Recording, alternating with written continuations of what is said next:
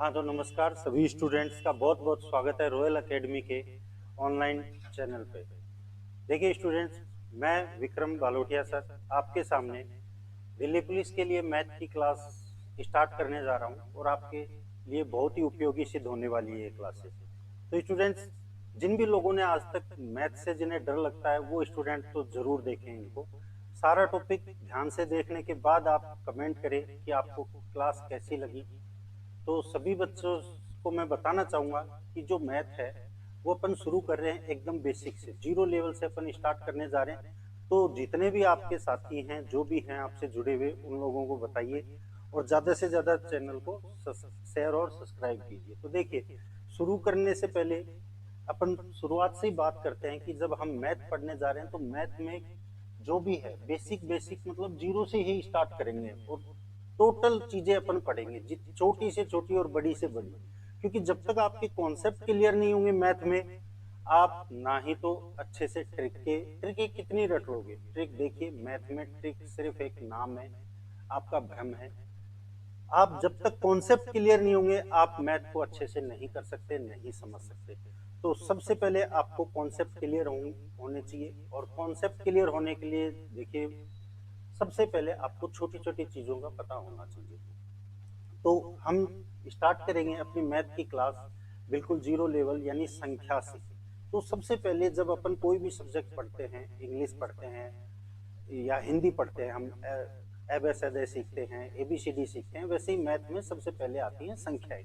जब हमें संख्याओं का नॉलेज होगा तो हमें क्वेश्चन पढ़ना समझ में आएगा, और जब हमें क्वेश्चन पढ़ना आएगा तो उत्तर अपने आप ही समझ में आ जाएगा कि हमें करना क्या है।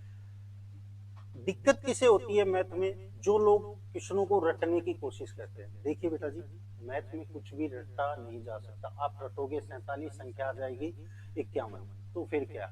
आपका तो कॉन्सेप्ट रट विद्या का चेंज हो गया। तो हर चीज को एकदम जीरो से समझना है अपने। और पढ़ने का क्या है, अपने पास क्वेश्चन भी होंगे। देखिए जैसे अपना जो टॉपिक है आज का पहली क्लास का वो संख्याएं हैं, और टॉपिक के साथ साथ हम उसके क्वेश्चन भी पूरे करते चलेंगे। जैसे आज अपन संख्याएं पढ़ेंगे तो उसके सारे क्वेश्चन अपने पास हैं। निम्न में से पूर्ण संख्या नहीं है। तो बेटा जी, सारे क्वेश्चन जब अपन सोल्व करेंगे तो अपन किसी को अपन ऑप्शन में देखेंगे क्या आएगा क्या नहीं आएगा, लेकिन जब अपना कॉन्सेप्ट एक एक चीज का पूरा होगा तब आप यकीन मानिए आप क्वेश्चन को देखते ही सोल्व कर दोगे, आपको रटने की कोई जरूरत नहीं पड़ेगी। तो चलिए मेरे साथ शुरू कीजिए आज अपनी मैथ की पहली क्लास। और यकीन मानिए जो लोग ये कहते हैं हमें मैथ से बहुत डर लगता है वो जिंदगी में नहीं कहेंगे। तो आप अपनी शुरुआत करते हैं। पहले में कुछ क्वेश्चन है, आपको एक बार मोटे मोटे तौर पे क्वेश्चन दिखा देता हूँ। निम्न में से पूर्ण संख्याएं हैं, ऑप्शन दिए हुए हैं आपको। फिर थ्योरिकल क्वेश्चन भी बनते हैं, तो जिसका निम्न में से कौन सा कथन सत्य है असत्य है, इस प्रकार से क्वेश्चन भी बनते हैं। ये चीज हर टॉपिक में रहेगी बेटा, क्वेश्चन भी रहेंगे और साथ में उसको पहले अपन समझ के पूरी थ्योरी करके और अपन लास्ट में उन क्वेश्चनों का जब आंसर देंगे तो अपन देखते ही बता देंगे और आपको पता चल जाएगा कि एग्जाम में एग्जैक्ट यही होता है। जिसके कॉन्सेप्ट क्लियर होते हैं और जिस बच्चे की अच्छी तैयारी होती है वो ऑप्शन देखते ही कर देता है। उसे मात्र कुछ कैलकुलेशन करनी पड़ती है हर टॉपिक में। तो वही चीजें अपने को करनी है यहाँ। मैं आपको क्वेश्चन दिखा रहा हूं, अभी दिखा रहा हूं, और जब अपन लास्ट में टॉपिक मैं आपको पूरा समझा दूंगा उसके बाद में आप देखिए खुद फटाफट जवाब देंगे कि सर इसका ये होगा। तो ज्यादा से ज्यादा स्टूडेंट्स कमेंट करें कि सर ये चीज हमें अच्छी लगी, ये क्वेश्चन वाली चीज हमें अच्छी लगी। मैं आपको धीरे धीरे इनकी प्रैक्टिस सेट भी प्रोवाइड करवाने लग जाऊंगा। तो देखिए ये हमारे पास इस टॉपिक के टोटल क्वेश्चन है। ये प्राकृत संख्याओं की कुल संख्या होती है, एक, एक अरब, 10 की पावर 20, फिर अनंत, जो भी है ये सारे क्वेश्चन अपन देखिए कैसे फटाफट कर लेंगे। जब हमारे पास ये एक 5 अंकों की धनात्मक पूर्ण संख्याएं कुल कितनी होती हैं, ये यहाँ पे कुछ ऑप्शन दिए हुए हैं, ये सारे अपन फटाफट कर लेंगे। लेकिन कर कब पाएंगे? जब पहले टॉपिक को अच्छे से समझेंगे। तो देखिए, मैथ को ढंग से समझना है तो आज हम एकदम जीरो से स्टार्ट करने जा रहे हैं। जो भी बच्चे जुड़ना चाहें वो एकदम जीरो से जुड़े, क्योंकि अदर सब्जेक्ट में हिस्ट्री है, आप अकबर पढ़ सकते हो, आगे जहांगीर पढ़ सकते हो, मुगल काल में आधा भी पढ़ सकते हो। लेकिन मैथ आगे जाकर यही छोटे छोटे टॉपिक हैं, एलसीएम एचसीएफ, संख्याएं, यही सब बड़े टॉपिकों में काम आते हैं, इन्हीं के फॉर्मूले आगे काम आते हैं। आगे टॉपिक बड़े होंगे लेकिन वो एक एक दो दो ट्रिकों पे फॉर्मूलों पे चलेंगे जिन्हें आप कन्वर्ट करोगे। तो इसलिए बेसिक टॉपिकों को अच्छे से समझना है बेटा। तो चलिए आज अपन शुरू करते हैं अपना पहला चैप्टर, जिसकी बात कर रहे हैं अपन संख्याओं की। तो चलिए अपन संख्याएं टॉपिक शुरू करते हैं अपना।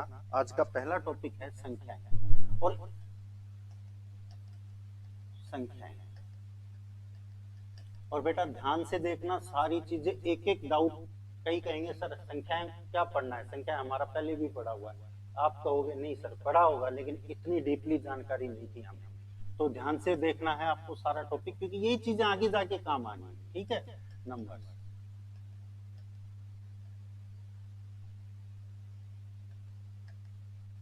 ठीक है, तो बेटा जी सबसे पहले अपन संख्याओं की बात करते हैं। तो बेसिक जो संख्याएं अपनी होती हैं वो संख्याएं मेन, आपने नाम सुना होगा प्राकृत संख्याएं, या फिर सबसे पहले मोटे मोटे तौर पे बात करते हैं वास्तविक संख्याएं और काल्पनिक संख्याएं।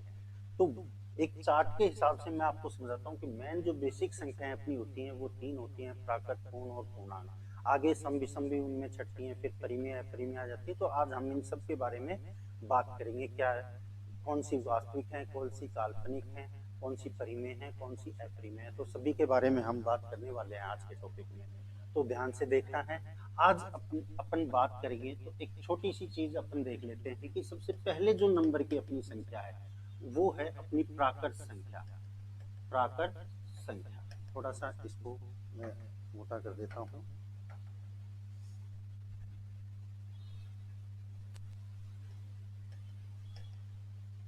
प्राकृत संख्या, इसको अपन बोलते हैं इंग्लिश में नेचुरल नंबर। इसको बोलते हैं नेचुरल नंबर, इसलिए इसका फर्स्ट वर्ड जो नेचुरल का एन है, कैपिटल एन, उससे इसको अपन निर्देशित कर देते हैं। फिर इसे अपन बोलते हैं धनात्मक संख्याएं। कई बार क्वेश्चन में आपने देखा होगा 5 धनात्मक संख्याएं, तो कई स्टूडेंट कंफ्यूज हो जाते हैं ये धनात्मक क्या गई। तो बेटा जी ये जो प्राकृत संख्या है ये धनात्मक है, क्यों है मैं अभी समझाता हूँ आपको। धनात्मक संख्याएं, धनात्मक संख्याएं, ठीक है। अब इन्हें क्यों कहते हैं, देखिए मैंने कहा अपन जीरो से पढ़ेंगे, एकदम शून्य है, कुछ नहीं था, जीरो है। गिनती में क्या है, जीरो है, शून्य है। तो देखिए जब शून्य है तो सबसे पहले गिनती की जरूरत पड़ी कि भाई चलिए अपन को टॉपिक सब्जेक्ट स्टार्ट करना है, तो अपन को सबसे पहले किसकी आवश्यकता पड़ी, गिनती की पड़ी।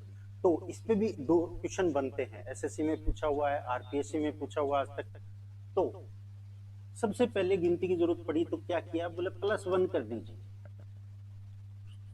तो आप जीरो से किसी चीज को मल्टीप्लाई, गुणा तो नहीं कर सकते लेकिन उसमें एक जोड़ तो सकते हैं।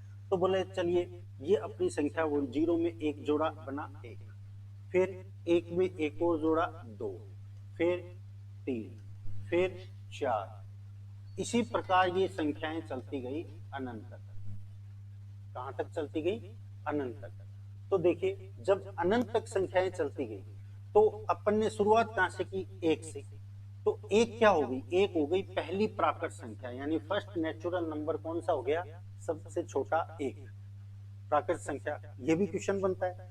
फिर प्राकृत संख्या का निर्माण या अगली प्राकृत संख्या का निर्माण, ये भी क्वेश्चन एग्जाम में काफी बार आया हुआ है। अगली प्राकृत संख्या जैसे 3 से 4, 25 से 26, 51 से 52। तो अगली प्राकृत संख्या या प्राकृत संख्या का निर्माण किससे हुआ, तो देखिए अपन ने किससे किया था, एक जोड़ने पे। तो उसका आंसर भी क्या हुआ, एक जोड़ने पर। तो पहले क्वेश्चन का जवाब मिल गया। फिर धनात्मक संख्याएं, इसको अपन क्यों कहते हैं, धनात्मक संख्या क्यों कहते हैं भाई, देखिए ये सभी संख्याएं क्या करने से बनी है, प्लस करने से बनी है। सभी संख्याओं में हमने जोड़ा है, 1 में एक जोड़ा, 2 में एक जोड़ा, 3 में एक जोड़ा, सब में धन हुआ है। कहीं ऋण का काम है क्या, नहीं है ना। इसलिए इसे जोड़ने को अपन हिंदी में क्या बोलते हैं, धन। क्या बोलते हैं, धन। तो इसीलिए इसका नाम क्या है, धनात्मक संख्याएं भी कहते हैं इसको। इंग्लिश में नाम है नेचुरल नंबर, फर्स्ट वर्ड पकड़ लिया उससे इसको निर्देशित कर देते हैं प्राकृत संख्या। तो अपनी पहली बात अपनी प्राकृत संख्या कौन सी हो गई, परिभाषा क्या बनी इसकी कि गिनती के काम में आने वाली या गणना के काम में आने वाली सभी संख्याएं क्या होती हैं, प्राकृत संख्या। किसी भी बच्चे से कि ये बता सुना गिनती सुना आती है, वो क्या कहेगा, आपको एक से स्टार्ट करेगा। तो देखिए गिनती के काम में आने वाली सभी संख्याएं क्या कहलाती हैं, प्राकृत संख्याएं कहलाती हैं। तो ये अपनी फर्स्ट संख्या हो गई प्राकृत संख्या। अब प्राकृत संख्या के बाद में अपन ने किससे बनाई थी प्राकृत संख्या को, जीरो से। अब बेचारे जीरो को तो छोड़ दिया अपन ने, तो चलिए आगे बात करते हैं अपन सेकंड की। सेकंड जो अपनी संख्या है उसको अपन बोलते हैं पूर्ण संख्या। क्या बोलेंगे, पूर्ण संख्याएं, क्योंकि भाई जीरो बिना शून्य बिना तो ये अधूरी है संख्याएं, तो इसको हम पूरी कर देते हैं, फुल नंबर। तो कैपिटल W से इसको प्रदर्शित कर देते हैं, फुल नंबर। तो पूर्ण जो संख्याएं हुई अपनी, पूर्ण संख्याएं, अब देखिए किससे शुरुआत की थी अपन ने, शून्य से। हम एकदम जीरो से मैथ को पढ़ रहे हैं, जीरो से शुरुआत कर ली, सबसे पहला काम हमने गिनती बनाई। अब गिनती क्या है, प्राकृत संख्या। तो अब हम ये कह सकते हैं कि प्राकृत संख्या के समूह में, यानी प्राकृत संख्या का जो परिवार है 1 2 3 4 से लेकर अनंत तक, उस प्राकृत संख्या के परिवार में अगर हम जीरो को भी शामिल कर दें तो ये क्या बन जाती है, पूर्ण संख्या है। यानी सबसे छोटी पूर्ण संख्या कौन सी हो गई, शून्य हो गई। तो देखिए दोनों में अंतर क्या हुआ, प्राकृत संख्या की शुरुआत कहां से होती है, 1 से, जबकि पूर्ण संख्या की शुरुआत कहां से होती है, 0 से। तो है ये भी धनात्मक संख्या और ये भी धनात्मक संख्या है। तो अब पूरी हो गई संख्याएं। लेकिन आप जानते हो साइंस का भी नियम है, पॉजिटिव होता है तो नेगेटिव भी होता है। तो वही चीज मैथ में है कि अभी नेगेटिव बिना तो अधूरी है। तो जो अपनी तीसरी बेसिक संख्या है, देखिए पूरा टॉपिक आपको एकदम समझ में आ जाएगा, क्योंकि अभी हम इन सबको एक चार्ट के अंदर बना देंगे, लेकिन पहले हर चीज को समझना जरूरी है। तो देखिए अगली जो अपनी संख्या है वो क्या है, तीसरी हो गई अपनी पूर्णांक संख्या।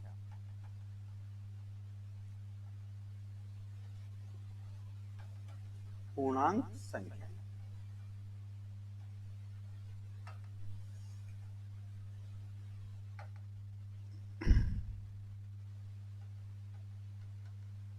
इसको हम आई से प्रदर्शित करते हैं, इंटीजर्स नंबर। किससे प्रदर्शित करते हैं, आई से। देखिए अपने पास जीरो था, जीरो में +1 करके अपन ने प्राकृत संख्या का निर्माण कर लिया। पूर्ण संख्या है, पूर्ण संख्या में अपन ने क्या किया, प्राकृत के समूह में जीरो को भी शामिल कर लिया। अब पूर्ण संख्याओं का जो समूह है, 0 1 2 3 4, ये जो समूह है कहां तक, अनंत तक। इसमें अगर अपन ऋणात्मक संख्याओं को भी शामिल कर लेते हैं, किसको शामिल कर लेते हैं, ऋणात्मक संख्याओं को भी शामिल कर लेते हैं, तो ये कौन सी संख्याएं बन गई, ये बन गई आपकी पूर्णांक संख्याएं। यानी पूर्णांक संख्याएं क्या होती हैं, एक थ्योरी का प्रश्न बनता है, कौन सा, कि धनात्मक व ऋणात्मक संख्याओं के समूह को, धनात्मक व ऋणात्मक संख्याओं के समूह को क्या कहा जाता है, पूर्णांक संख्याएं कहा जाता है। उसके बाद में देखिए यहाँ पे पूर्ण संख्याओं में ऋणात्मक को भी शामिल कर लिया तो क्या बन गई, पूर्णांक संख्या बन गई।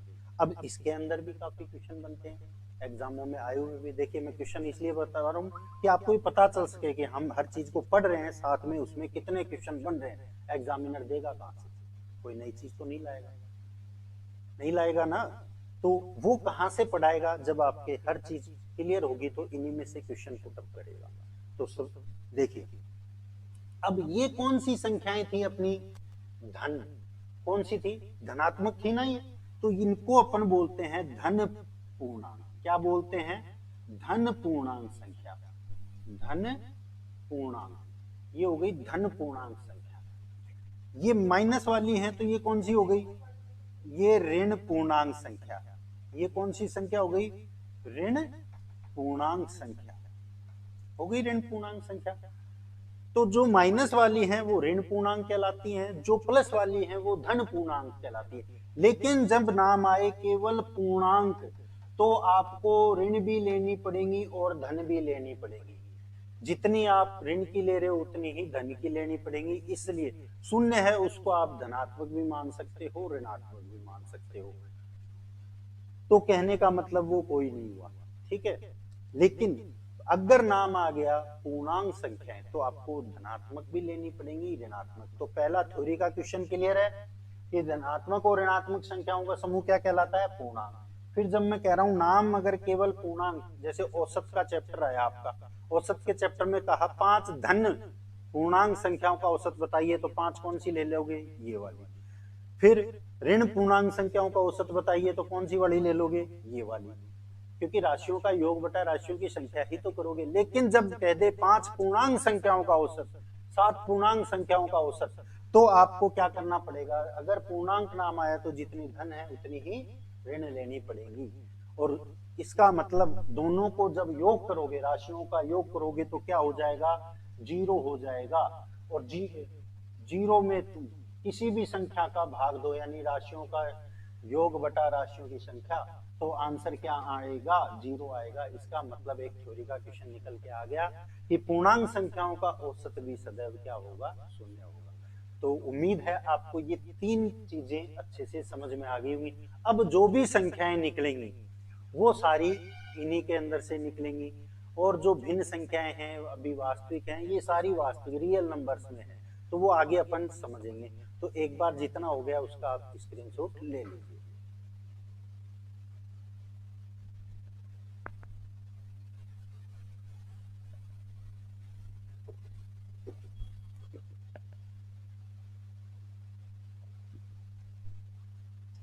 हाँ तो बेटा जी आगे चलते हैं अपन।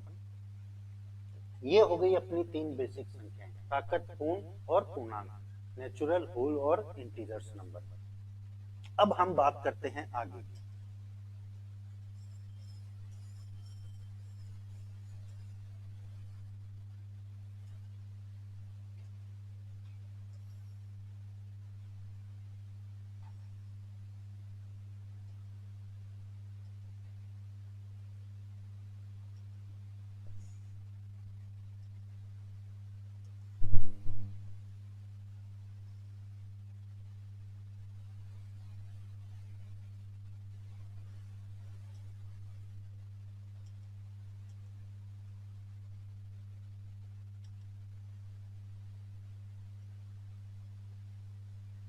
अब देखिए आगे बात करते हैं सम और विषम।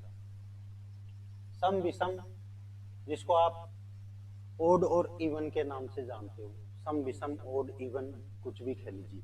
लेकिन सम विषम आएंगी कहां से, सम विषम की अपन बात कर रहे हैं। सम विषम जो है अपनी संख्याएं, देखिए उनकी बात करते हैं अपन।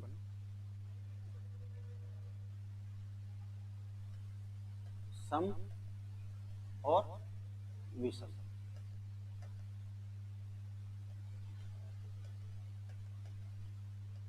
सम विषम संख्या, ठीक है। सम विषम, ओड और इवन।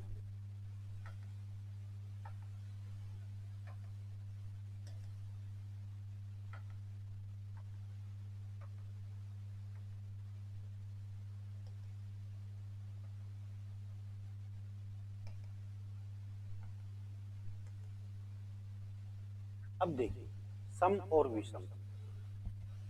अब इस सम की परिभाषा आप सभी लोग जानते हैं। जैसे मान लीजिए आपको एग्जामिनर इसमें से भी कंफ्यूज करने के लिए छोटा सा क्वेश्चन पूछ सकता है। क्या पूछ सकता है, आपको 4 ऑप्शन दे दिए, दे दिया 0, 2, फिर आपको दे दिया -3, फिर आपको दे दिया रूट में 6, ठीक है। तो आपसे पूछ लिया इनमें से सम संख्या कौन सी है। तो कई बच्चे जैसे जिनका रूट निकलता है उसमें कंफ्यूज हो जाएंगे, लेकिन नहीं, इसकी परिभाषा को समझिए आप ढंग से। सम कई, क्योंकि आप आधी अधूरी परिभाषा, जिनमें 2 का भाग जाता है उसे सम कहते हैं, जिनमें नहीं जाता उसे विषम कहते हैं, नहीं। आपको ध्यान क्या रखना है कि जो सम है, जो सम संख्या है, ठीक है, सम संख्या की परिभाषा क्या याद रखनी है आपको कि सम संख्याएं उन संख्याओं को कहते हैं जिन प्राकृत, नाम क्या याद रखना है आपको पहले, जिन प्राकृत यानी इसका मतलब क्या है, जिन प्राकृत का नाम आ गया तो प्राकृत संख्या का नाम मतलब कहां से कहां तक की बात कर रहा है। प्राकृत अपन ने अभी अभी पढ़ी है, एक से लेके अनंत तक की, एक से लेके अनंत तक की। देखो आप साथ साथ चलते जाओ, आपको किसी बुक की जरूरत नहीं है। क्वेश्चन के लिए आप बुक जरूर देख सकते हो, लेकिन सारा मैटर मैं अपने आप कवर करा दूंगा, तो आपको चिंता करने की आवश्यकता नहीं है। बिल्कुल मैथ की जिम्मेदारी अब आपकी मेरी है, आपको सिर्फ ध्यान से पूरा टॉपिक पढ़ना है, ये ध्यान रखिए। जिन प्राकृत संख्या, प्राकृत मतलब एक से लेके अनंत तक, एक दो तीन चार पांच छह डॉट डॉट डॉट, ठीक है, एक से लेके अनंत तक। तो एक से लेके अनंत तक की बात कर रहा है, यानी -2 तो आती है क्या, नहीं है, प्राकृत ही नहीं है। 0 प्राकृत है क्या, नहीं है, तो इनके बारे में सोचना ही नहीं अपने को। जिन प्राकृत संख्या यानी एक से लेके अनंत तक में 2 का भाग जाएगी, वो क्या कहलाएगी, सम, और नहीं जाएगा वो विषम संख्या कहलाएगी। यानी देखिए इसमें 2 का भाग जाता है, नहीं जाता, इसमें जाता है, तो ये क्या हो गई, सम। तो देखिए इसका मतलब फिर विषम, फिर सम, फिर विषम, फिर सम, यानी एक के बाद एक, यानी हर अगली संख्या जो है वो तो क्या है, सम, और हर पहली संख्या क्या है, विषम।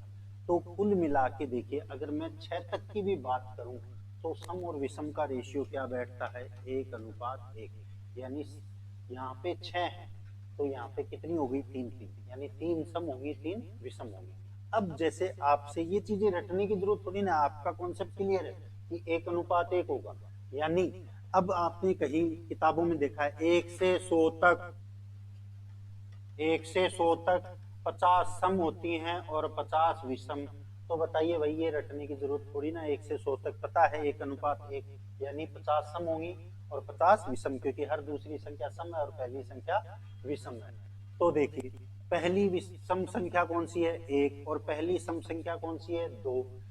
तो कहने का मतलब सबसे छोटी विषम संख्या 1 और सबसे छोटी विषम संख्या 2, अनुपात क्या रहता है, 1:1। अब इसके ऊपर क्वेश्चन कैसे बनता है, देखिए इसके ऊपर क्वेश्चन, एक छोटा सा क्वेश्चन बनाते हैं हम। 200 से लेकर 200 से लेकर 200 से लेकर 300 तक कुल सम बताइए, कुल सम बताइए। तो देखिए आपको पहले टोटल संख्या देखनी है कितनी है। तो जब भी आप डिफरेंस करते हो, अंतर करते हो, 200 और 300 का अंतर, ज्यादातर यही काम करते हैं, सीधा अंतर किया, 2 का भाग लगा दिया, डिवाइड बाई 2। नहीं, ये कह रहा है 200 से लेकर, जब भी आप डिवाइड करते हो, कैलेंडर में भी पढ़ते हो, पहली तारीख छूट जाती है, लास्ट तारीख शामिल की जाती है, वही चीज होती है। क्योंकि जब आप डिफरेंस करते हो, यहाँ पे कितने का डिफरेंस आया, 100 का, यानी 100 संख्याएं तो कहां से हैं, 200 को छोड़कर, 201 से लेके 300 तक, 300 तक। तो देखिए यहाँ 201 बच गए, आपका 200 बच गया, तो 200 एक संख्या और हो गई, नहीं हो गई, और वो सम है या विषम है, वो सम है। तो देखिए यहाँ तो डिवाइड बाई 2 हो गया, यानी टोटल 50 तो क्या हो गई, सम, और 50 क्या हो गई, विषम। ठीक है, तो अपने को पूछा है कुल सम, तो कुल यानी ये भी सम है तो +1। तो टोटल मिला के 200 से 300 तक कितनी सम हो गई, 51 सम हो गई। तो ये हो गया आपका सम और विषम, ओड और इवन। चलिए अब हम बात करते हैं, सम विषम क्लियर हो गया। तो एक बार के लिए आप सम विषम को ध्यान रखना, जिन प्राकृत संख्याओं में 2 का भाग जाता है वो सम होती है, जिनमें 2 का भाग नहीं जाता वो विषम होती है। लेकिन किसमें, जिन प्राकृत संख्याओं में, तो फालतू दिमाग ही नहीं लगाना है। क्लियर है एकदम डेटा। तो चलिए अब हम चलते हैं सम विषम के बाद में बात करते हैं भाज्य और अभाज्य की। भाज्य और अभाज्य, प्राइम और को प्राइम नंबर, ठीक है।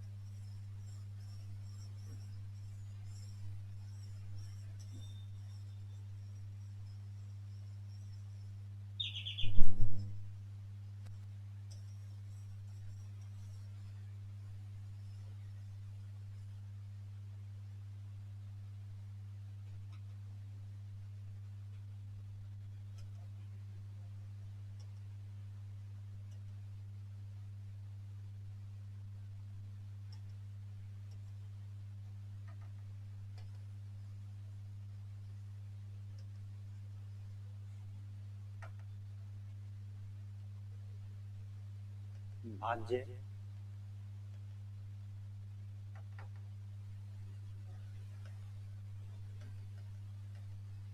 भाज्य और अभाज्य संख्या, भाज्य और अभाज्य संख्या,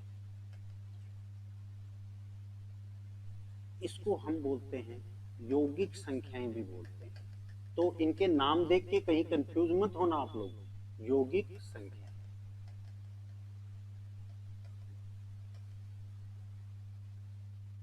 और अभाज्य को बोलते हैं रूढ़ संख्याएं भी बोलते हैं। क्या बोलते हैं? रूढ़ संख्याएं। तो ये कई बार रूढ़ नाम से बच्चे कंफ्यूज हो जाते हैं, तो इस चीज को ध्यान रखना आप लोग, रूढ़ संख्याएं।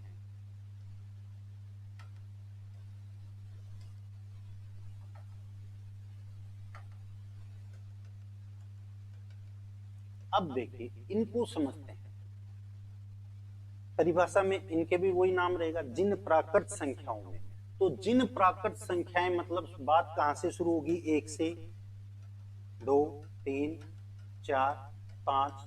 तो भाज्य अभाज्य का 0 हुआ, -2 हुआ, तीनों इनके बारे में सोचना ही नहीं है। जिन प्राकृत संख्याओं में एक व स्वयं के अलावा भी किसी का भाग जाता है तो वे संख्याएं क्या कहलाएंगी? भाज्य। और भाग अगर नहीं जाता है तो वो क्या कहलाएंगी? अभाज्य। अब परिभाषा के हिसाब से आप लोग देखिए कि ये कैसे बने।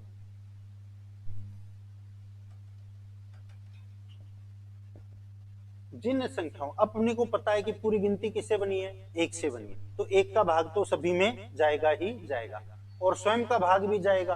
तो 1 क्या है? 1 तो देखो भाज्य में गिने या अभाज्य में गिने, दोनों साइड है। इसका मतलब 1 क्या है? ना तो भाज्य में काउंट है ना ही अभाज्य में काउंट है। तो पहला प्रश्न तो इसी पे बनता है, 1 है। 1 क्या है? ना तो भाज्य ना ही अभाज्य। मतलब 1 के लिए क्या हो गया? ना तो भाज्य ना तो भाज्य ना ही अभाज्य। अभाज्य, ठीक है।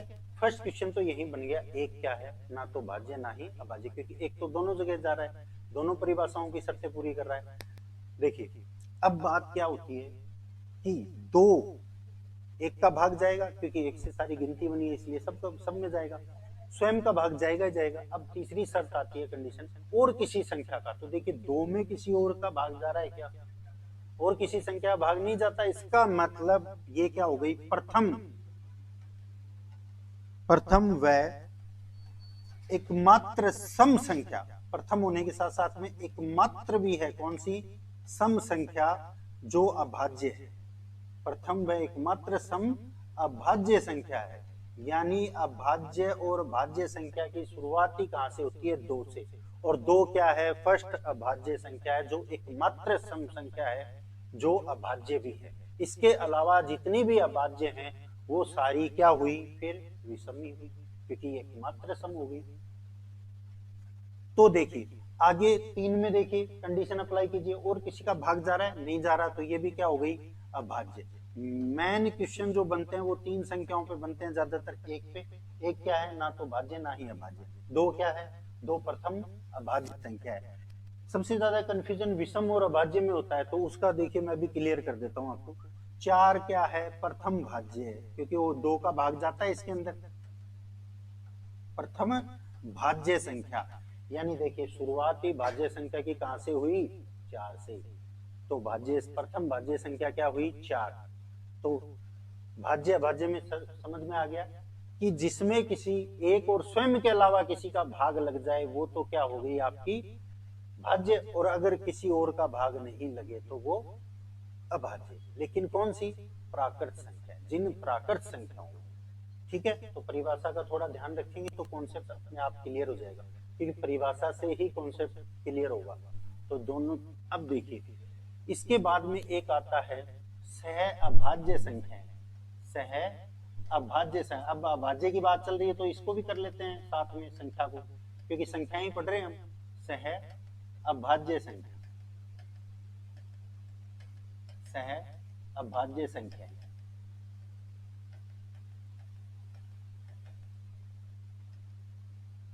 देखिए सह अभाज्य संख्या जैसे मान लीजिए 2 है, 7 है, 3 है, 8 है। मतलब ऐसी संख्याएं ऐसी संख्याएं जिनमें HCF एक के अलावा और कोई संख्या ना हो। एक के अलावा यानी एक का भाग तो सभी में जाएगा, लेकिन एक के अलावा किसी का अगर भाग नहीं जाए उन संख्याओं में, तो वो कौन सी संख्याएं कहलाएंगी? सह अभाज्य संख्याएं। सह अभाज्य संख्या यानी को प्राइम नंबर्स। ठीक है, ये हो गया अपना प्राइम, कंपोजिट और को प्राइम नंबर्स। तो एक बार के लिए आप इसको स्क्रीनशॉट ले सकते हैं। हालांकि पूरा मैटर समझा दूंगा मैं अच्छे से, ठीक है।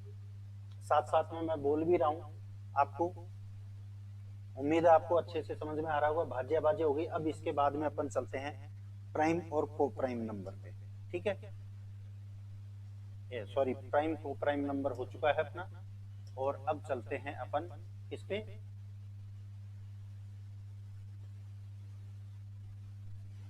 परिमेय और अपरिमेय संख्या। परिमेय और अपरिमेय संख्या।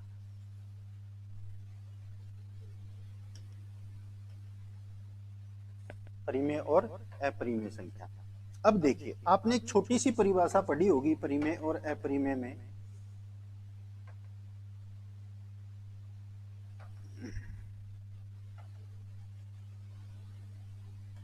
रेशनल और इरेशनल नंबर, परिमेय और अपरिमेय।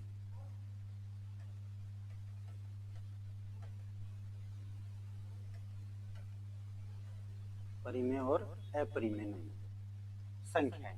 ठीक है, अब देखिए आपको सारा मैं एकदम से रिपीट कर दूंगा तो याद आ जाएगा। देखिए, परिमेय का मतलब है, आपने एक छोटी परिभाषा पढ़ी होगी, जिसे P बटा Q के रूप में व्यक्त किया जा सके और जहां Q इक्वल नहीं हो किसके? जीरो। ये परिभाषा आपने काफी बार देखी होगी, ये सबसे शॉर्ट परिभाषा है। इसके कहने का मतलब है जिनको P बटा Q के रूप में, अब आप बचपन से पढ़ते आ रहे हो कि बेटा जहां गणित में कुछ नहीं दिखे वहां पे ये दो रखा हुआ है ऊपर, यहाँ कुछ नहीं है तो आप क्या मानते हो? एक। ऊपर पावर में कुछ नहीं है तो एक, आगे पीछे कुछ नहीं है तो एक। यही होता है ना? क्यों? क्योंकि जहां कुछ नहीं होता वहां पे एक क्यों होता है? क्योंकि अगर यहां मैं सब जगह जीरो रखूं तो इनका मान हर जगह अलग अलग आएगा। इसका रीजन, ये परिभाषा क्या कहना चाह रही है कि देखो, अगर मैंने दो में जीरो का भाग लगाया तो ये अपरिभाषित है। ये क्या है? अपरिभाषित है, यानी अपरिभाषित है तो इसका कोई अर्थ ही नहीं है। ठीक है, तो अपरिभाषित है। लेकिन अगर मैं 0/2 लिखूं तो इसका आंसर आएगा 0। तो इसलिए ये क्या कहना चाह रहा है कि भाई जो चीज अगर यहाँ पे 0 ही आ गया तो ये चीज तो परिभाषित ही नहीं है, अपरिभाषित है। तो फिर इसने क्या कहा कि ये जो चीज है वो इक्वल 0 नहीं होनी चाहिए। इक्वल नहीं होनी चाहिए मतलब ऋणात्मक भी हो सकती है संख्या और धनात्मक भी हो सकती है, यानी कोई भी हो सकती है, चाहे प्लस की हो चाहे माइनस की, पर इक्वल 0 नहीं होना चाहिए।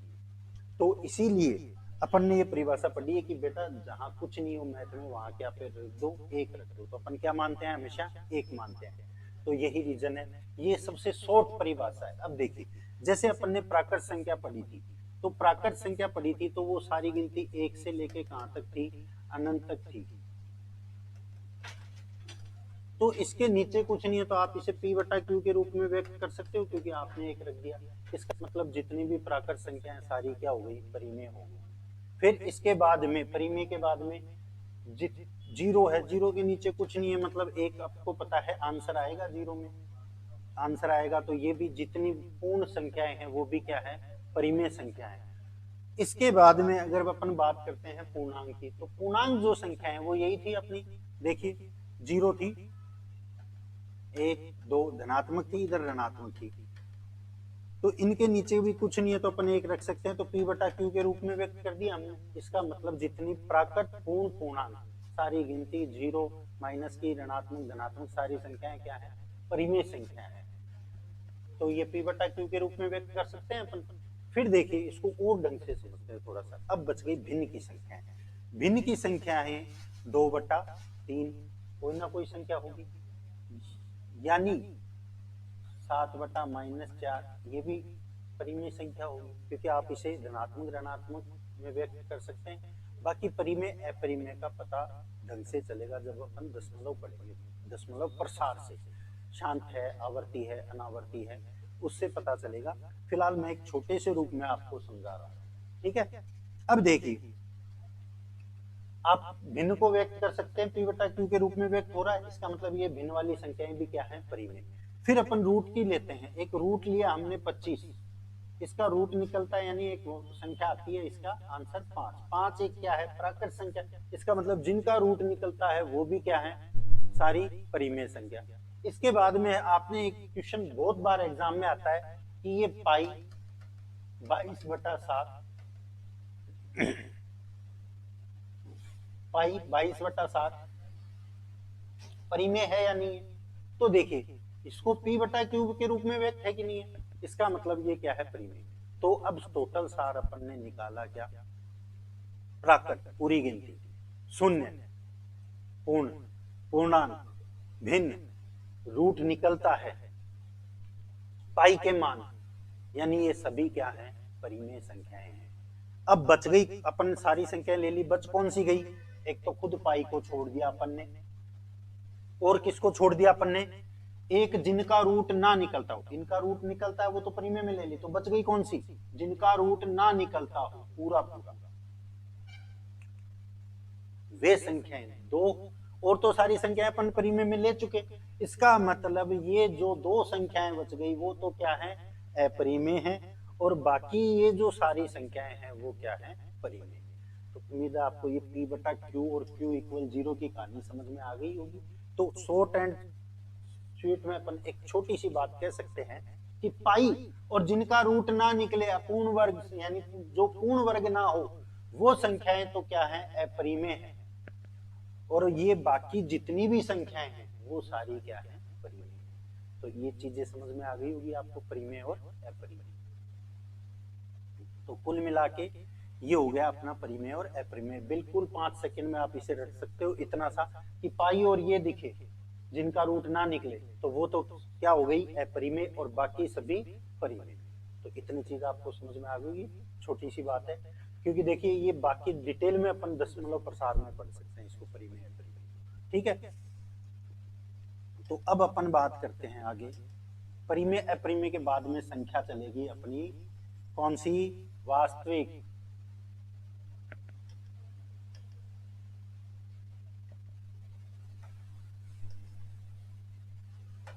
देखिए, अब दो संख्याएं बच गई अपनी, वास्तविक और काल्पनिक। इसके बाद में अपन आगे चलेंगे वास्तविक, यानी हमने सबसे पहले क्या पढ़ा, हमने अब तक पूरे टॉपिक में जो भी पढ़ा वो वास्तविक था, रियल नंबर। शुरू में हमने 0 लिया, 0 से क्या बनाई, गिनती बनाई, यानी प्राकृत संख्या, नेचुरल नंबर, वो भी रियल था। उसके बाद में 0 जोड़ा, पूर्ण संख्या, वो भी रियल नंबर्स हैं। उसके बाद में ऋणात्मक संख्याओं शामिल किया, पूर्णांक, वो भी क्या है, रियल नंबर्स है। उसी में से, प्राकृत में से अपन ने क्या निकाली थी, सम विषम भाज्य भाज्य, इसका मतलब जब प्राकृत हो गई तो वो भी सारी क्या हो गई, रियल नंबर्स। फिर अपन ने परिमेय लिया था, परिमेय के अंदर अपन ने क्या लिया, रूट की संख्या ले ली, भिन्न ले ली, वो भी सभी क्या है, रियल नंबर। जो बचा उसको अपन ने किस में लिया, अपरिमेय संख्या में लिया। यानी परिमेय व अपरिमेय को सम्मिलित रूप से क्या कहा जाता है, वास्तविक संख्याएं कहा जाता है। परिमेय थ्योरी का क्वेश्चन भी ध्यान रखना भाई, परिमेय व अपरिमेय को सम्मिलित रूप से क्या कहा जाता है, वास्तविक संख्या, रियल नंबर्स कहा जाता है। तो अपन ने अभी तक जो भी पढ़ा वो सब क्या था, रियल नंबर्स थे। तो कोई कंफ्यूजन की मुझे लगता है उम्मीद नहीं, और आपका संख्या टॉपिक भी कंप्लीट होने जा रहा है। एक संख्या ये हो गई आपके रियल नंबर्स, रियल नंबर्स।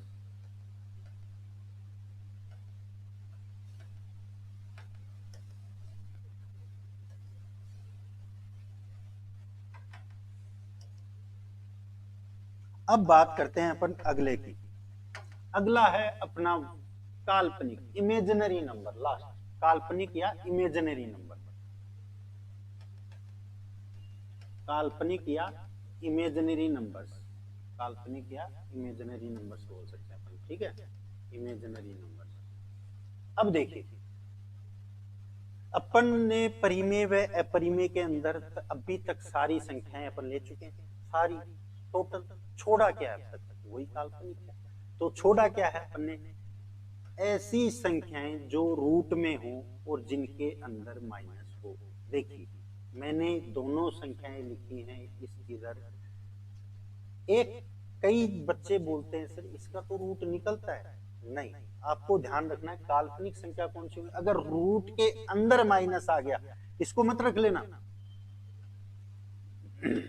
ये अलग चीज है, ये बार माइनस है। यानी रूट के अंदर माइनस आ गया, वो हो जाएंगी आपकी काल्पनिक।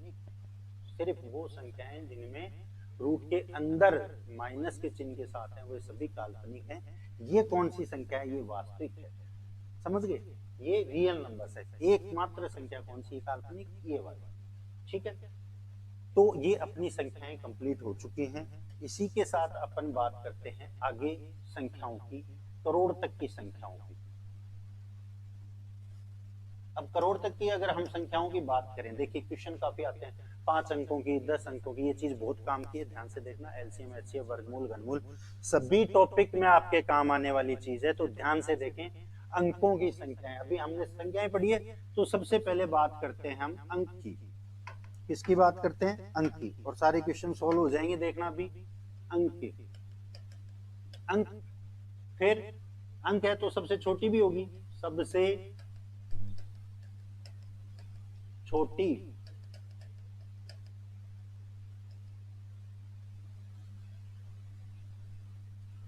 फिर सबसे बड़ी, छोटी है तो बड़ी भी होगी, सबसे बड़ी, और जब स्टार्ट है, एंड है, तो टोटल काउंटेबल भी है, तो कुल भी होगी।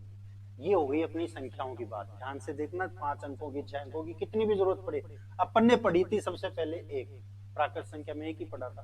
तो एक अंक की बात करते हैं। सबसे पहले एक अंक की संख्या अपन देखते हैं। एक अंक की सबसे छोटी संख्या क्या थी अपनी? एक थी। प्राकृत संख्या कौन सी थी? एक थी। तो एक अंक की सबसे छोटी संख्या कौन सी थी? एक। तो सबसे बड़ी कौन सी थी? 9, यही थी। अब 1 से 9 तक जब सबसे छोटी है, सबसे बड़ी है, तो काउंटेबल भी है कि नहीं है? यानी टोटल कुल कितनी संख्याएं हुई एक अंक की? 9 हो गई।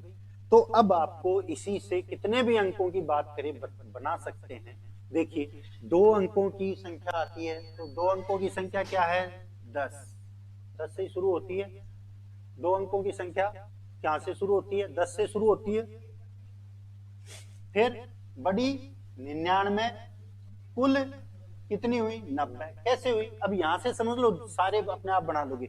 आपको पता है कि एक अंक की सबसे छोटी 1 है, 2 अंक की सबसे छोटी 10 है, सबसे बड़ी 9 है, 2 अंक की 99 है।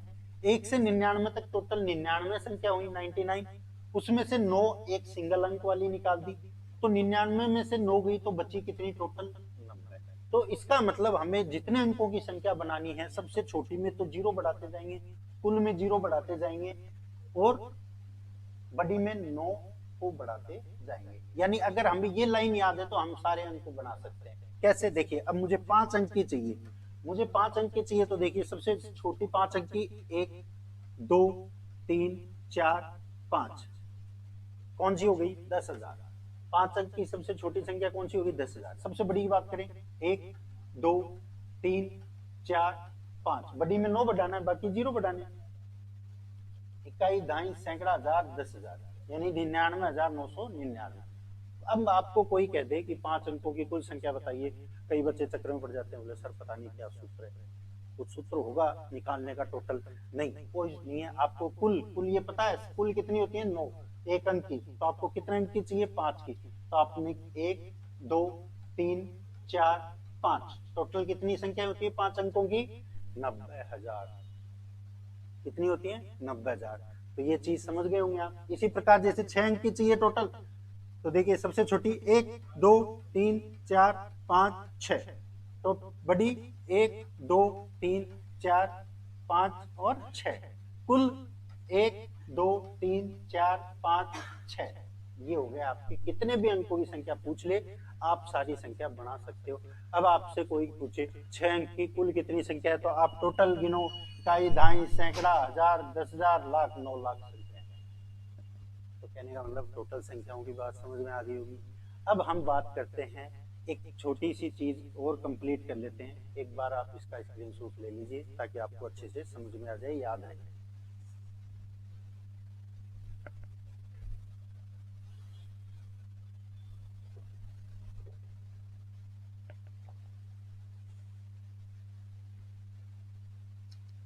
चलिए नेक्स्ट बात करते हैं हम आज का।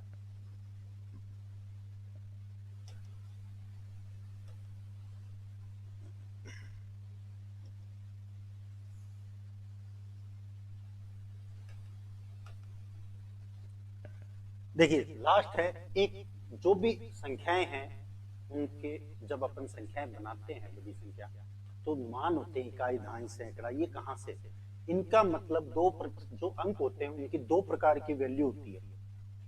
दो प्रकार की, जैसे मैं एक संख्या लिख रहा हूं 5, एक संख्या लिख रहा हूं मैं आपके सामने 5, 7, 9, 8, 0, तो हर अंक 3, ये एक संख्या आपके सामने। इसको जब आप कुछ ना कुछ पढ़ोगे तो हर अंक होता है, उनके दो प्रकार के मान होते हैं, स्थानीय मान, जातीय मान, फेस वैल्यू, पैलेस वैल्यू।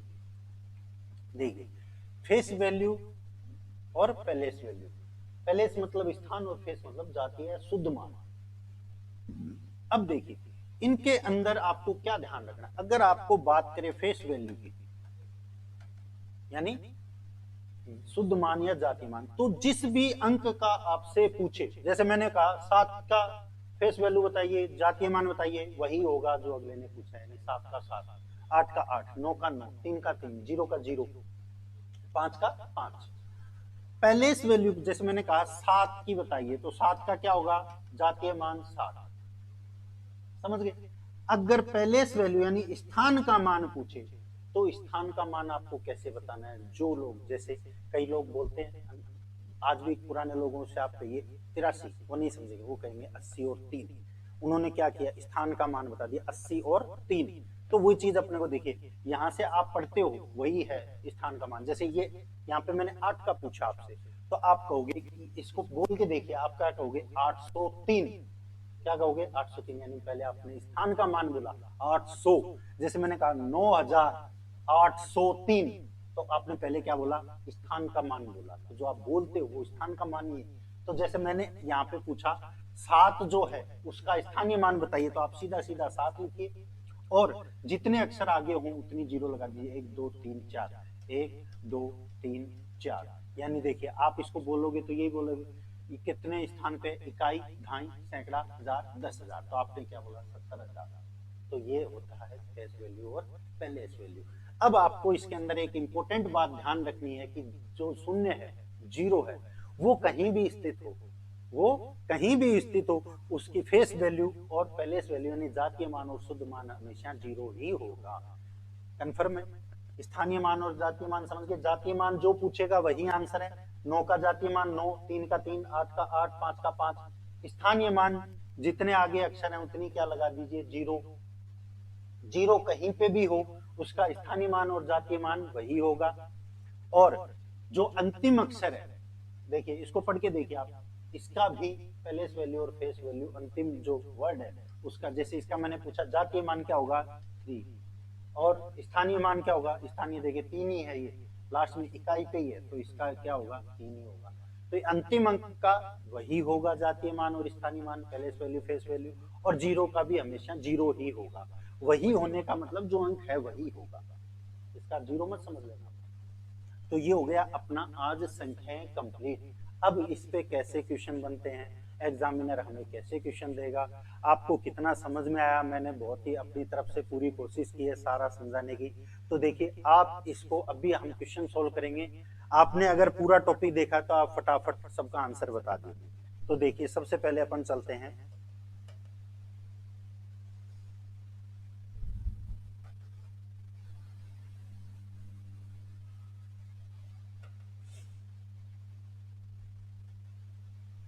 तो देखिए आज अपन ने जो भी अपना पढ़ा उसके पहले क्वेश्चन पे आ जाते हैं, अपन बात करते हैं। पहले टॉपिक अपना कंप्लीट हो चुका है संख्याएं, और अब देखिए जो भी मैंने पढ़ाया आप फटाफट।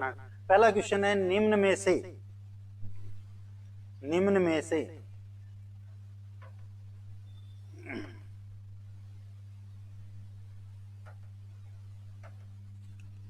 से पूर्ण संख्या नहीं है। अब देखिए पूर्ण संख्या मैंने क्या बताई थी आपको, 0 से लेके अनंत तक। तो आप आराम से ऑप्शन देखते ही बता सकते हो सर 0 तो है, फिर 2 भी है, फिर 4 भी है, लेकिन ये किस में आया था, ये पूर्णांक संख्या में आया था, क्योंकि ये ऋणात्मक है और ऋणात्मक अपन ने कहां पढ़ी थी, पूर्णांक के अंदर पढ़ी थी, इसलिए इसका आंसर क्या हो गया -3। तो निम्न में से पूर्णांक संख्या नहीं है, अपना ऑप्शन देखते ही करेक्ट हो गया। तो पूरा टॉपिक इसलिए ध्यान से पढ़ना जरूरी था। अब आप अपना नेक्स्ट क्वेश्चन देख सकते हैं। देखिए नेक्स्ट क्वेश्चन है अपना, जल्दी से आपने पूरा टॉपिक पढ़ा है, फटाफट आंसर देखिए। निम्न में से पूर्ण संख्या है, निम्न में से पूर्ण संख्या है, पहला ऑप्शन है 2/3, 4/5। अब पूर्ण संख्या आप जानते हो, पूर्ण संख्या कौन सी है, 0 से लेके अनंत तक, यानी 0 1 2 3 4 5। तो इसमें से ऑप्शन जरा जल्दी देखिए, ऑप्शन कौन सा है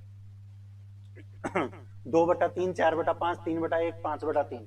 तो निम्न में से पूर्ण संख्या है पूछ रहा है, तो आपका आंसर क्या होगा, देखिए आंसर है अपना 3/1। 3/1 का मतलब 3, तो ये क्या हो गई, एक पूर्ण संख्या, तो हो गया आपका आंसर। तो अब देखिए नेक्स्ट क्वेश्चन करते हैं अपना।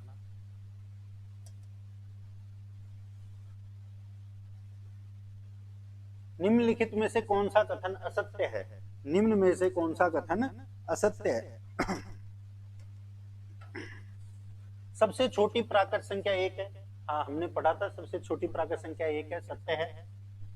सबसे बड़ी ऋणात्मक पूर्णांक संख्या 1 है, सही है, सबसे बड़ी ऋणात्मक पूर्णांक संख्या 1 है, क्योंकि ऋणात्मक जैसे हम -2 -3 चलते हैं वो छोटी होती जाती है, यानी जिस प्रकार 1 से बड़ी 2 है, क्यों है, अगली या बड़ी कौन है, 2, 1 से बड़ी 2 है, क्योंकि उसमें एक प्लस है। तो यहाँ भी देखिए -1 सबसे बड़ी ऋणात्मक संख्या होगी, क्योंकि -2 से +1 कौन है, -1, यानी बड़ी संख्या या अगली संख्या हमेशा ऋणात्मक में उल्टी होगी।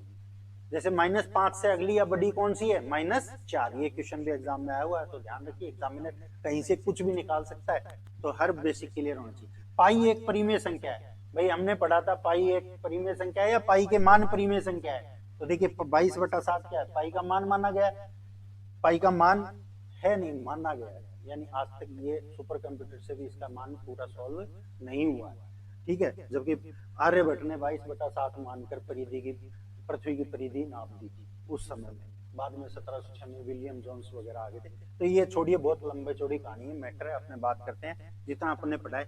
पाई एक परिमेय संख्या, ये बात गलत है कि नहीं है, पाई के मान तो परिमेय है, लेकिन पाई खुद क्या है, अपरिमेय संख्या। तो आंसर क्या हुआ इसका, ऑप्शन सी। तो देखिए फटाफट, जो पूरा टॉपिक जिसने ध्यान से देखा वो फटाफट सभी का आंसर दे देगा, और आपको आनंद भी आएगा कि पहले टॉपिक पढ़ा फिर क्वेश्चन सॉल्व किए, हमारा टॉपिक कंप्लीट है। देखिए अब आगे अपन बात करते हैं इसी की। नेक्स्ट क्वेश्चन है अपना, निम्न में से प्राकृत संख्या। अब प्राकृत संख्या भाई आप सब जानते हो, सबसे पहले चीज पढ़ी थी 1 से लेके अनंत तक।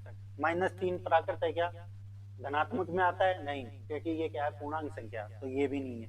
फिर इसके बाद में √2 है क्या, नहीं है, क्योंकि गिनती वाली संख्या। 3 है, हाँ जी 3 है, क्योंकि ये धनात्मक संख्या 1 से लेकर अनंत के बीच में आती है, इसलिए यहाँ पे जो अपना आंसर होगा वो क्या होगा, कौन सा आंसर हो गया, सी। आंसर हो गया अपना सी। कौन सा, ये 0 है क्या, नहीं, 0 पूर्ण संख्या, इसलिए हमारे देखते ही पता चल गया आंसर क्या है, ये वाला। चलिए नेक्स्ट क्वेश्चन करते हैं। नेक्स्ट क्वेश्चन है अपना, प्राकृत संख्याओं की कुल संख्या होती है। हाँ भाई बताइए, प्राकृत संख्याओं की कुल संख्या होती है, अपने पढ़ा था, कहां से कहां तक होती है, 1 से लेके कहां तक होती है, सबसे पहली चीज यही पढ़ी थी, अनंत तक। तो यहाँ पे सीधा आंसर है, प्राकृत संख्याओं की कुल संख्या कितनी होती है, प्राकृत संख्याओं की कुल संख्या कितनी होती है, अनंत, हमने पहले ही पढ़ा था, दिमाग मत लगा जाना, 1 अरब 10 की घात 1 से लेके अनंत तक। चलिए नेक्स्ट क्वेश्चन करते हैं अपना। नेक्स्ट क्वेश्चन है, निम्न में से सम संख्या नहीं है। आपने पढ़ा था सम संख्या कौन सी है, जिसमें 2 का, जिन प्राकृत संख्याओं में 2 का भाग चला जाए वो सम, नहीं जाए वो विषम। तो आप जानते हैं यहाँ पे दिया हुआ आपको 2, तो 2 के अंदर दिया हुआ है, तो देखिए 2 है, सम है। रूट 6 है, नहीं है। रूट 4 है क्योंकि ये बराबर क्या होता है, 2, तो ये एक प्राकृत संख्या है। 8 है, ये भी है, तो देखिए इसमें भी भाग जा रहा है, 2 में भी 2 का भाग जाता है, तो ये तीनों तो क्या है, सम। ये कह रहा है नहीं है, तो अपना आंसर क्या होगा, रूट 6। आपको देखते ही पता चल गया होगा। तो चलिए नेक्स्ट पे बात करते हैं अपन। नेक्स्ट क्वेश्चन करते हैं। 5 अंकों की धनात्मक पूर्ण संख्याएं कुल कितनी होती हैं? भाई सबसे लास्ट चीज अपन ने यही पढ़ी थी कि कुल कितने अंक है। तो कुल अंक आप 2 चीजों का ध्यान रखना, कुल पूछ रहा है, छोटी पूछ रहा है, सबसे बड़ी पूछ रहा है। तो कुल वाला तो कौन है, 9, और बड़ी में आपको क्या लगाने पड़ते हैं, 9 के आगे उतने ही 9 जितनी संख्या चाहिए। तो देखिए अपने को इसने पूछा है, क्या पूछा है अपने को, इसने पूछा है धनात्मक पूर्ण संख्याएं कुल कितनी होती हैं, ना छोटी पूछी है ना बड़ी पूछी है। तो कुल का मतलब कितने अंकों की चाहिए आपको, 5 अंकों की। तो हमने पढ़ा था 9, 1 2 3 4 5 हो गए 5 अंकों की। तो कुल कितनी हुई, 90,000। तो देखिए कौन सा आंसर है अपना, सी ऑप्शन। अगर आपसे पूछता सबसे छोटी, तो सबसे छोटी 1 2 3 4 5, ये सबसे छोटी। अब से पूछता सबसे बड़ी, 1 2 3 4 5, ये आपका आंसर राइट है। चलिए नेक्स्ट क्वेश्चन करते हैं। 8 अंकों की सबसे छोटी, 8 अंकों की सबसे छोटी संख्या होती है।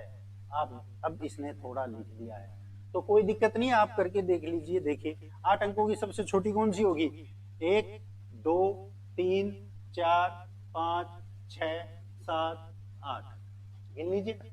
इकाई, ढाई, सैकड़ा, हजार, 10,000, लाख, 10 लाख, करोड़।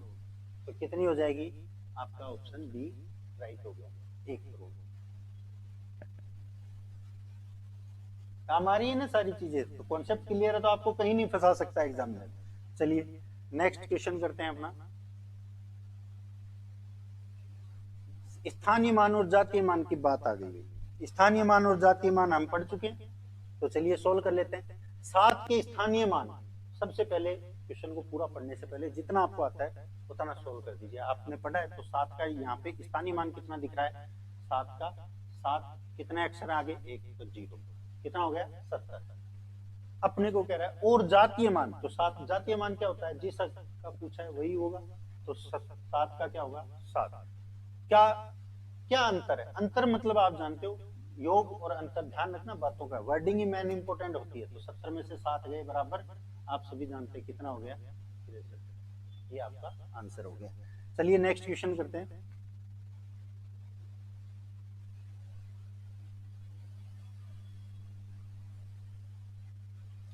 चार बटा 7 किस संख्या का व्युत्क्रम प्रतिलोम है। अब भाई थोड़ा सा यहाँ पे समझना, व्युत्क्रम प्रतिलोम, योज्य प्रतिलोम, इन सब चीजों का बस आपको नाम ध्यान रखना। व्युत्क्रम मतलब उल्टा। तो देखिए 4 बटा 7 यानी x का उल्टा क्या होगा, 1 बटा x, ये आप सब जानते हैं। तो इसी प्रकार 4 बटा 7 का उल्टा क्या होगा, 7 बटा 4। तो किस संख्या का व्युत्क्रम प्रतिलोम है, तो उस संख्या को आप व्युत्क्रम मतलब उल्टा कर दो। तो 4 बटा 7 का उल्टा क्या हो गया, 7 बटा 4। यानी इनको जब अपन गुणा करेंगे तो बराबर इक्वल क्या आएगा, 1 आएगा व्युत्क्रम प्रतिलोम को। ये चीज आपको ध्यान रखना है। चलिए नेक्स्ट क्वेश्चन करते हैं अपना। एक हो गया व्युत्क्रम प्रतिलोम, अब हो गया योज्य प्रतिलोम। देखिए योज्य का ध्यान रखना, ये -3 है, -3 का योज्य प्रतिलोम क्या होगा, ये प्लस वाला, यानी 3। योज्य नाम आ जाए योज्य प्रतिलोम तो आपको प्लस में माइनस का क्या कर देना है, प्लस कर देना है, ठीक है। व्युत्क्रम का संख्या उल्टी कर देनी है। फिर नेक्स्ट क्वेश्चन देखिए, 2/3 का ऋणात्मक प्रतिलोम। ऋणात्मक आप जानते हो, प्रतिलोम मतलब कौन सा वाला, ऋणात्मक। तो आपको क्या करना है, 2/3 का ऋणात्मक कौन होगा, -2/3, -2/3। तो समझ में आ गया, योज्य प्रतिलोम, ऋणात्मक प्रतिलोम, व्युत्क्रम प्रतिलोम। तो आपको थोड़ा सा क्वेश्चन को ध्यान रखना है, नामों को, बेसिक इसी को बोलते हैं क्लियर रखना। अगला क्वेश्चन देखते हैं अपने। तो टोटल मिला के आज हमने टॉपिक पढ़ा संख्याएं, और उसके सारे छोटे मोटे जैसे भी क्वेश्चन बनते हैं हमने की। तो मुझे उम्मीद है आज की क्लास आपको बहुत पसंद आई होगी। तो जो भी आपके दोस्त हैं उन्हें जल्दी से जल्दी शेयर कीजिए, खूब सब्सक्राइब कीजिए, ताकि आपको इस पूरी मैथ का फायदा, क्योंकि आगे भी हम मैथ इसी प्रकार पढ़ने वाले हैं, पहले समझेंगे फिर उनके क्वेश्चन करेंगे। तो इसी के साथ आज की क्लास हम यही समाप्त करते हैं। धन्यवाद।